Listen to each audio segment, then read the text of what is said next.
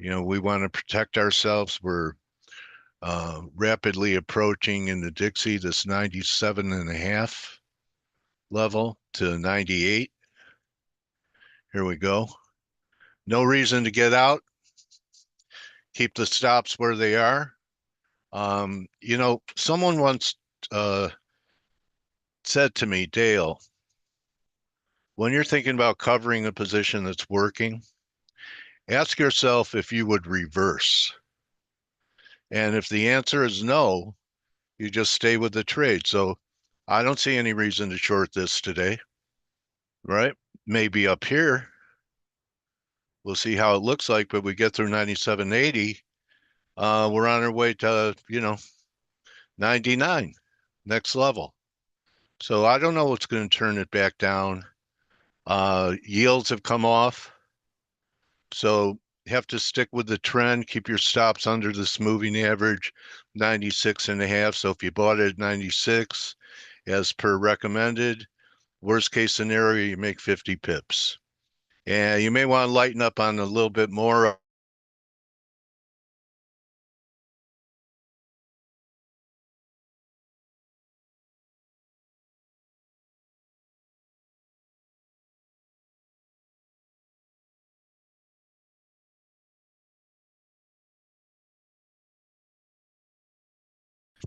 Tried this a couple times. I'm having a little trouble here. All right. There you go. No reason I would short this, right? So we're protecting we advised down here that we took something off. Let's just continue to stay with this and bring your stops up to say 136.30. We start getting back under this 4 hour. We'll reassess, but looks good. Possible measured move is up towards 38, maybe 140. Still acting good. Still no reason. Just looks like consolidation to me. Everyone with me? A lot of people are calling this a bull flag in the euro. To me, if it was a flag, should have stopped at the latest here. So it's a little long in the tooth. I'd say that we have more of a descending triangle from 1680 and under 1685 or so. It's going to look kind of negative. So 1685. So it'd be about 150 pips from here. It's going to take you down to this moving average at 15.5. So if you're short the euro, it's a pretty tight stop if you want to even do it here for a possible breakdown out of a triangle.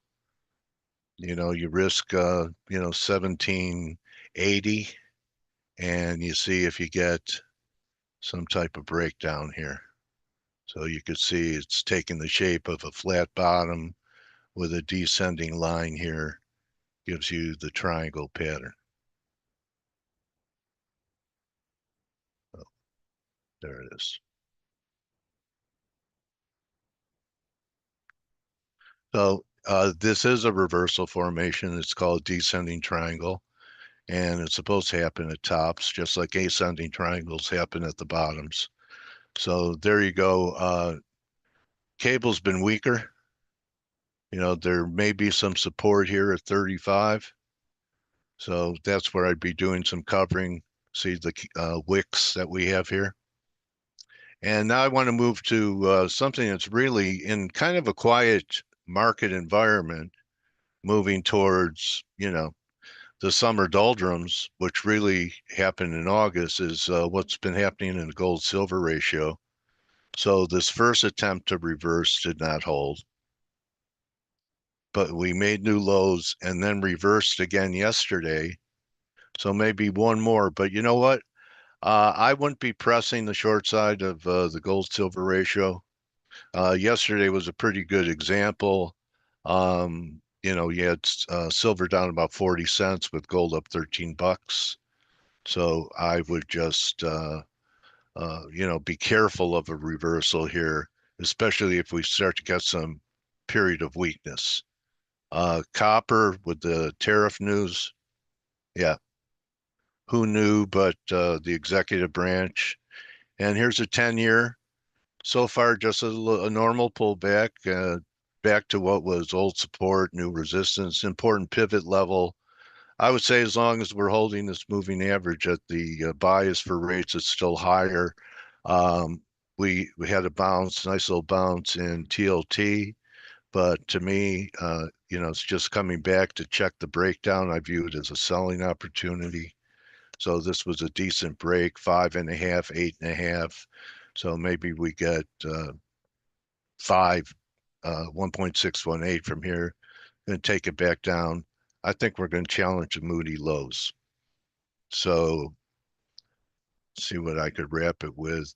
S&Ps, they're diverging all over the place now. If we made a new high, the 4-hour did confirm here, but certain, dailies did not, weeklies did not. So I'm not looking for a crash, but we're certainly due for some type of pullback that could take us back to 6,100, the old high. That would be at least a natural to test that out. Uh, and you could see there's a little bit of divergence um, at this last high. But, it keeps chugging along. I don't know what the catalyst is going to be. I thought it might be a stronger dollar, but I've also said the market could rally with a strong dollar or a weak dollar. And I just want to wrap it with something that's a little out of my wheelhouse. But, oh, yes, and Bitcoin did make new highs. So looks like barely. Maybe it will, but look at this divergence.